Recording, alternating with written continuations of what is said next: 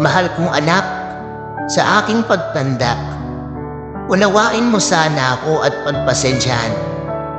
Kapag dala ng kalabuan ng mata, ako'y nakabasag ng pinggan o nakatapon ng sabaw sa hapagkainan.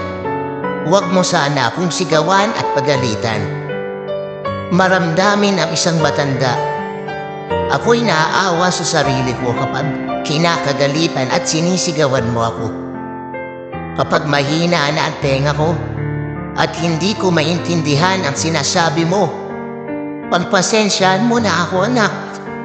Pakisulat na lang, huwag mo kong ipahiya sa labas. At sisigawan mo ako dahil hindi ko lang marinig ang sinasabi mo. Pasensya ka na, anak. Matanda na talaga ako. Kapag lumambot ang mga tuhod ko at di ko na kayang tumayo, pagtiyagaan mo sana ako, kagaya ng pag-alalay ko sa iyo nung nagsisimula ka palang lumakad. Pagpasensyaan mo na ako kung ako'y nagiging makulit at makakalimutin, paulit-ulit at parang sirang plaka. Huwag mo sana akong pagsawaang pakinggan. Natatandaan mo pa ba, anak, nung maliit ka pa? Kinungkulit mo ako maghapon, mabili ko lang ang gusto mo.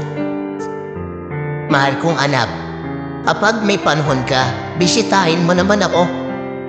Magkwentuhan tayo, kahit sandali lang. Inip na ako sa bahay, maghapon nag-iisa, walang kausap. Alam kong busy ka sa trabaho, subalit nais kong malaman mo na sabik na akong makakwentuhan ka. Kahit alam kong hindi ka interesado sa mga kwento ko. At kapag dumating ang oras na ako'y magkasakit at maratay sa banig ng karamdaman, huwag mo sana akong pagsawaang alagaan. Pagpasensyahan mo na sana ako kung maihi o madumi ako sa higaan. Huwag mo sana akong pandirigan. Huwag ka sanang magsawang ako'y alagaan sa mga huling sandali ng aking buhay.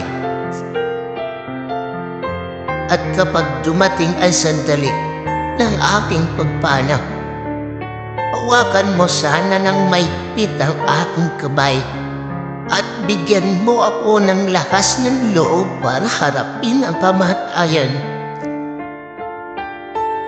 At kapag kaharap ko na si Ama, ikukwento ko sa kanya kung gaano ako kasaya sa mga anak ko at idadalangin ko sa kanya na lagi kayong ingatan. Nagmamahal, Mama and Papa.